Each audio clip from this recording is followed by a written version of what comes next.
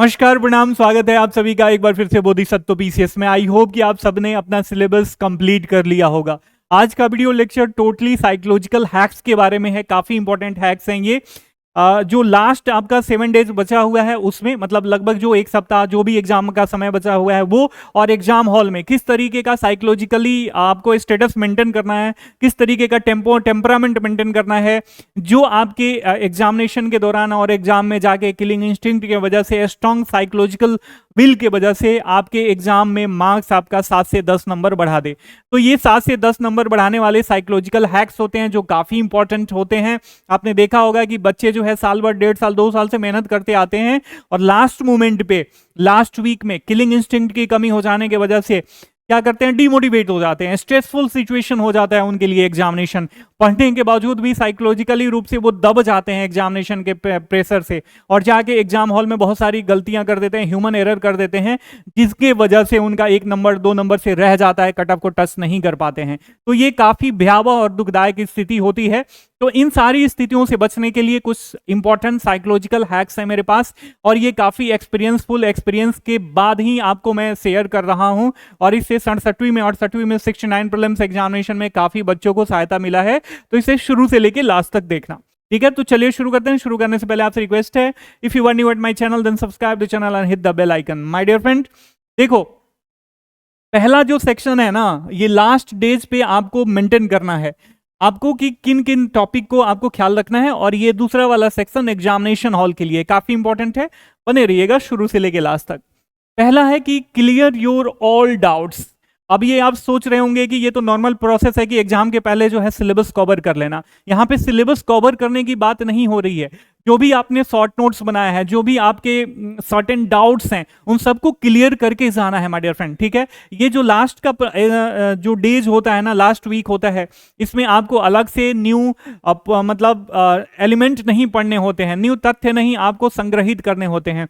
बावजूद इसके जो आपने टेस्ट के दौरान या एग्जामिनेशन के दौरान जो भी आप टेस्ट पेपर दे रहे हो, एग्जाम दे रहे हो, प्री टेस्ट जो दे रहे हो, उसमें जो भी आपका एरर बुक बना हुआ है, उन एरर बुक को रिवाइज करना है, उन सारे टॉपिक्स को रिवाइज करना है जिसको लेके आप कभी ना कभी डाउट में रहते हो, जो आपको बार बार भूल जाता है। इससे क्या होगा, आपको एक साइकोलॉजिकली बूस्ट मिलेगा कि हम ब्रह्मास्मि, मैंने सारी चीजें कंप्लीट कर ली हैं। और ये जो संपूर्णता का भाव होता है ना, ये आपको मोरल बूस्ट देता है, और इसके वजह से आपका जो माइंड है वो स्ट्रेसफुल ना होके काफ़ी कूल रहता है, काम रहता है। और बहुत सारी चीज़ें जो पुरानी पड़ी हुई होती हैं, आप हाल फिलहाल में न भी पढ़े होते हैं, तो एग्जाम हॉल में जाके आपको वो याद आ जाता है। तो पहला आपको क्लियर योर ऑल डाउट्स करना है। और अभी देखो, प्रोटेस्ट खत्म हो चुका है, बीपीएससी अपना जो स्टांस है वो क्लियर कर दिया है, ठीक है। अब इस बात को ध्यान में रखना कि अब YouTube पे जो भी चीजें नई नई वीडियो आ रही हैं कि एग्जाम का डेट एक्सटेंड होगा, ये हो जाएगा, फलाना हो जाएगा, ढिमकाना हो जाएगा, तो अब नहीं होगा। बीपीएससी इस मूड में नहीं है, तो इस बहकावे में आपको नहीं आना है। अब जो हो चुका उसको छोड़ते हुए अभी आगे एग्जाम पे केवल कंसंट्रेट करना है माय डियर फ्रेंड। लड़ाई जीवन भर की होती है, संघर्ष जीवन भर का होता है। लोकतंत्र में हम सरकार के रहमो करम पे नहीं पल पाते, हमें नहीं पलना चाहिए, बल्कि कि हमें अपने अधिकारों के लिए हमेशा सशक्त और जागरूक अवस्था में आंदोलन के लिए तैयार रहना चाहिए, ठीक है। तो आपको क्लियर वो योर ऑल डाउट्स करना है, पहला स्टेप ये है। दूसरा है इंप्रूव योर स्लीप साइकिल्स। मेरे को बच्चे मिल रहे हैं कि सर आज तो हम 3 घंटा सोए, हम 2 घंटा सोए हैं, तो ऐसा नहीं करना है माय डियर फ्रेंड, ठीक है। एकाग्रता के लिए सोना बहुत जरूरी है। अल्बर्ट आइंस्टाइन ने भी कहा था 8 से 9 घंटे मैं सोता हूं, उसके बाद काम करता हूं, म्यूजिक सुनता हूं, बहुत सारी चीजें करता हूं। दैट्स व्हाई वो इतना क्रिएटिव थे, उनका माइंड इतना थॉटफुल था। तो आपको सोना जरूरी है। आपके न्यूरॉन्स जो हैं एक्टिवेट रहते हैं, आपके सेल्स जो है एक्टिवेटेड होते हैं सोने के बाद। सोने के बाद आप रिफ्रेश फील करते हो। तो इस चीज को आप ध्यान में रखना, काफी इंपॉर्टेंट है। Improve your sleep cycle. आप 6 घंटे, 6 से 7 सो सकते हो, एटलीस्ट 6, इतना तो कम से कम सोना ही है। इससे कम आपको नहीं सोना है। आपको लग रहा होगा ये 1 सप्ताह नहीं सोएंगे तो क्या हो जाएगा, तो ठीक है मत सो, लेकिन 6 घंटा से कम मत सोना माय डियर फ्रेंड, ठीक है। ये होता है ना कि जो साल भर पढ़ते हो वही काम आता है, लास्ट मोमेंट पे बस आपका रिवीजन काम आता है। तो रिवाइज करो, 10 घंटे रिवाइज करो भाई साहब, 10 घंटे रिवाइज करो और 6 घंटे सो, उसके बाद भी आपको 8 घंटे और बचेंगे, 8 घंटे में और भी पढ़ना चाहते हो तो पढ़ सकते हो, ठीक है। लेकिन 10 घंटे से ज़्यादा कोई एक्टिवली पढ़ नहीं सकता है, तो इस चीज़ को ध्यान में रखना। अपने आप को किसी भी छलावे में नहीं रखना है कि हम रात भर पढ़ेंगे ही, ठीक है। माइंड है और एक्टिवली पार्टिसिपेट करते हो एजुकेशन में, तो वो ज़्यादा देर तक काम नहीं करता, थकान महसूस होती, तो सोना जरूरी है। इसके साथ साथ try to reach your examination centre 1 day before. होता क्या है कि बच्चे जो हैं पैसा बचाने लगते हैं इस मोमेंट पे, वो टिकट नहीं बनाएंगे, स्लीपर में टिकट नहीं बनाएंगे या कोई बढ़िया बस से नहीं जाएंगे, वो सोचते हैं कि चलो हम पैसा बचा लेंगे। आप ये मत सोचो, ये सोचना जो है सरासर गलत है। आपको ये लगना चाहिए कि साल भर 1.5 साल जो 2 लाख 3 लाख रुपए आपका एक्सपेंस हो रहा है किसी दिल्ली में, मुखर्जी नगर में या पटना में या कहीं और रहने में, और ये 1500 और 1000 रुपए बचाने के चक्कर में आपका पूरा एग्जाम कबाड़ा हो जाए, तो ये सही है आपके लिए? बिल्कुल सही नहीं है। बच्चे क्या करते हैं कि वैसे स्ट्रेसफुल सिचुएशन बना लेते हैं, वैसे ही बहुत तंग भीड़ भरे या जो यात्रा का मोड होता है उससे यात्रा करते हैं और अंततोगत्वा न ढंग से सो पाते हैं, पेट में दिक्कतें हो जाती हैं, वो कॉन्स्टिपेशन का शिकार हो जाते हैं, गैस्ट्रिक के पेशेंट हो जाते हैं। और ये सारी चीज़ें जब आपका पेट ही नहीं साफ हो पाएगा, एनस ही नहीं साफ हो पाएगा, आप फ्रेश ही नहीं हो पाओगे, तो ये सारी चीज़ें आपके पक्ष में नहीं जाएंगी। ये सारी चीज़ें आपको जो है आपकी तैयारी के अगेंस्ट में खड़ी कर देती हैं। तो इस चीज़ को ध्यान में रखना कि आपको एग्जामिनेशन सेंटर पे एक दिन पहले पहुंच जाना है, और जाड़े के दिन है तो धर्मशाला ले लो या होटल ले लो, 2 लोग 3 लोग मिलके ले लो, आराम से मिल जाता है, और उसी में आराम से सो, उसके बाद फ्रेश होके रिफ्रेश होके तब एग्जामिनेशन सेंटर पे पहुंचो माय डियर फ्रेंड, ठीक है। इसके साथ साथ don't play any victim card, ये इसी से जुड़ा हुआ है। लोग कहते हैं कि भैया हमारे पास पैसा नहीं है, अपने दोस्त से मांग लो, उधार ले लो, मत देना, अभी गाली उली सुन लेना लेकिन मत देना उसे। जब एसडीएम बन जाओगे, डिप्टी एसपी बन जाओगे, बीडीओ बन जाओगे, कुछ भी बन जाओगे, उसके बाद जॉब लगने के बाद उसे दे देना, वो मांगेगा ही नहीं आपसे, ठीक है। तो इस चीज को आप ध्यान में रखना। Don't play any victim card कि भैया मेरे पास क्या था, पैसा नहीं था, इसलिए मैं बाइक से गया, इसलिए मैं मतलब ट्रैक्टर पर ट्रॉली पर बैठ कर गया, इसलिए मैं ट्रक पे बैठ के गया। ऐसा नहीं करना है माय डियर फ्रेंड।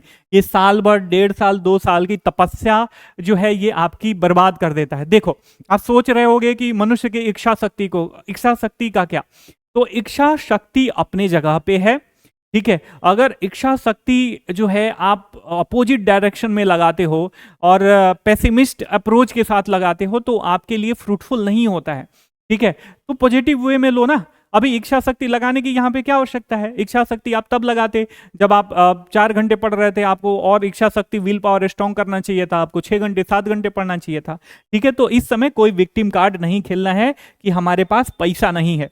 इसके साथ साथ 5वां जो पॉइंट है, take proper rest before exam. Already इसी के साथ इंक्लूड करके मैंने बता दिया है कि एग्जाम से पहले जब आप सोओगे तो आपका दिमाग फ्रेश रहेगा, आपके सेल्स, मस्तिष्क के सेल्स एक्टिव रहेंगे, और न पढ़ी हुई चीजें भी, मतलब बाय चांस कभी पढ़े होंगे उसको भी आप कर लेंगे। न पढ़ी हुई चीजें भी एलिमिनेशन प्रोसेस के द्वारा, जो एमसीक्यू में टेक्निक लगाते हैं वो लगा के कर लेते हो, शॉर्ट लिस्ट कर लेते हो। अपना पर्सनल एक्सपीरियंस है, 10 साल का एक्सपीरियंस है, काफी 10 से 15 साल का एक्सपीरियंस है, काफी अनुभव के साथ आपको बता रहा हूं माय डियर फ्रेंड, ठीक है। इस चीज को ध्यान में रखना।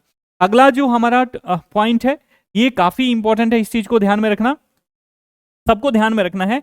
Avoid junk food, it least constipation, ठीक है। देखो, हम होता क्या है ना कि जब हम बाहर जाते हैं तो हमें बहुत सारे मार्केट में खाने के लिए चीजें मिलती हैं, तो हम क्या कर देते हैं कि बिफोर एग्जामिनेशन कोई जंक फूड खा लेता है, कोई कुछ खा लेता है, कोई कुछ खा लेता है, लिट्टी चोखा खा लिए, भुजा पकौड़ी खा लिए, चलो इससे हो जाएगा।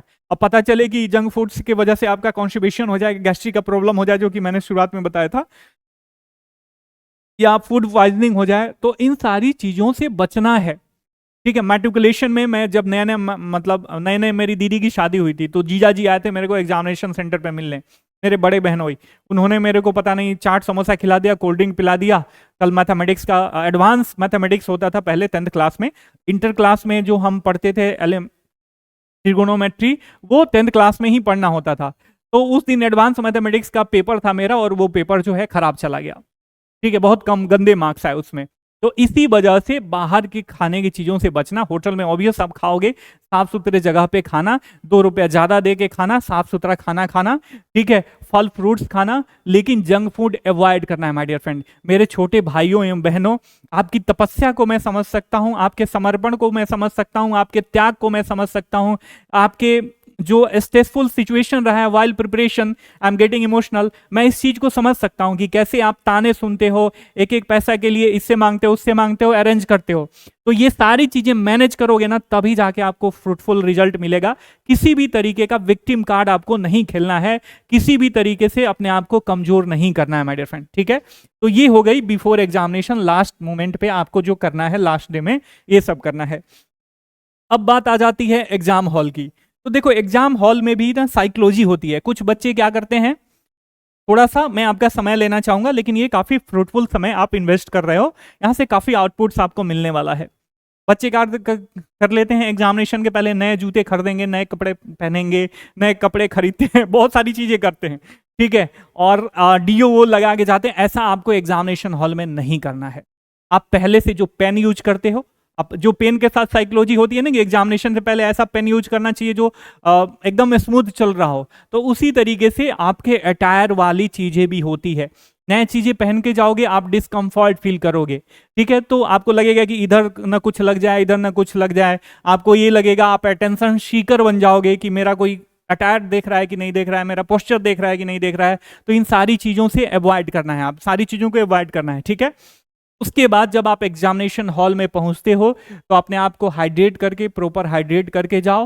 पानी अलाउड है, शायद नॉर्मल पानी लेके जा सकते हो, या वहां पे पानी मिलता है तो आप 15 मिनट या आधे घंटे में, आधे घंटे का वो बना लो, आधे घंटे के स्लॉट में 2-3 गिलास पानी पी सकते हो।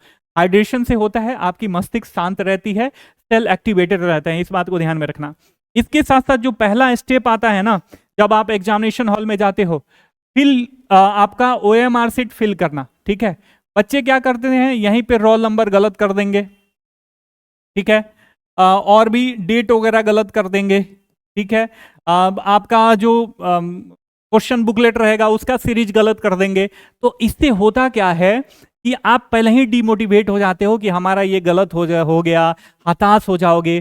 तो वही होता है ना कि well begun is half done. जब आप शुरुआत अच्छा करते हो तो ऐसा माना जाता है कि आपने आधा काम संपूर्ण पूर्ण कर लिया है। तो इस चीज को ध्यान में रखना। OMR शीट प्रॉपरली भरना।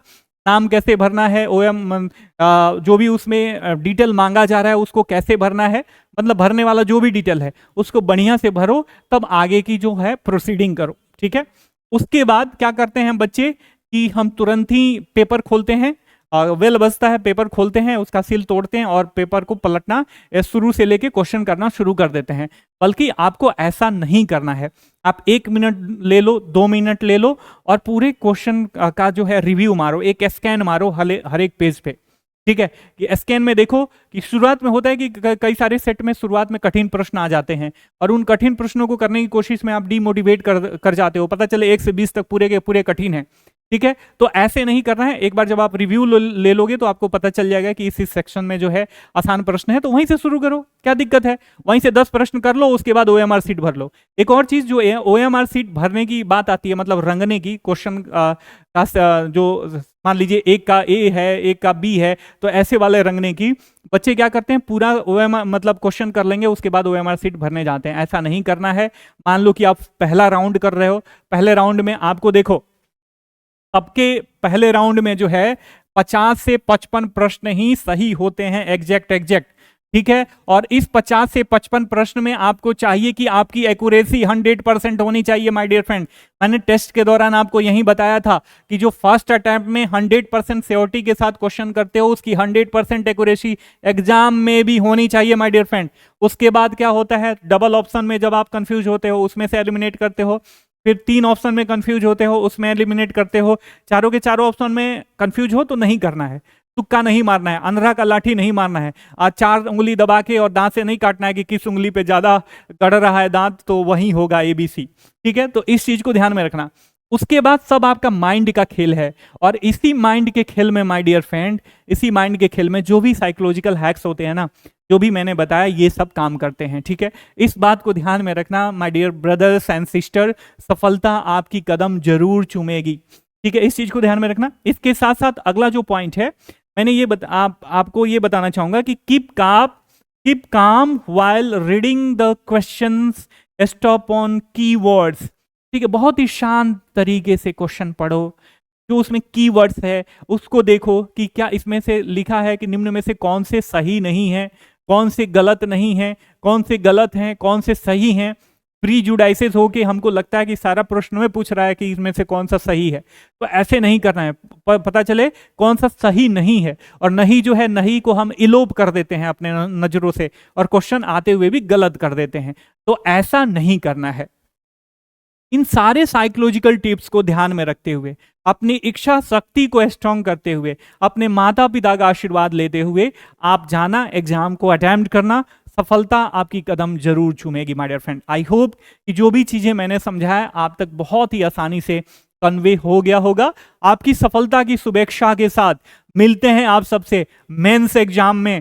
20 तारीख से 20 दिसंबर से हमारा मेंस का क्लास शुरू हो जाएगा। काफ़ी क्वालिटेटिव अप्रोच के साथ हम फिर से मेंस का क्लास शुरू करेंगे, तो आप सब आइए और अपने एम का 70वीं बीपीएससी का संधान करते हुए एसडीएम डिप्टी एसपी बीडीओ बन के अपने राज्य की सेवा कीजिए, अपना और अपने नाम माँ बाप का नाम जो है उज्जवल कीजिए।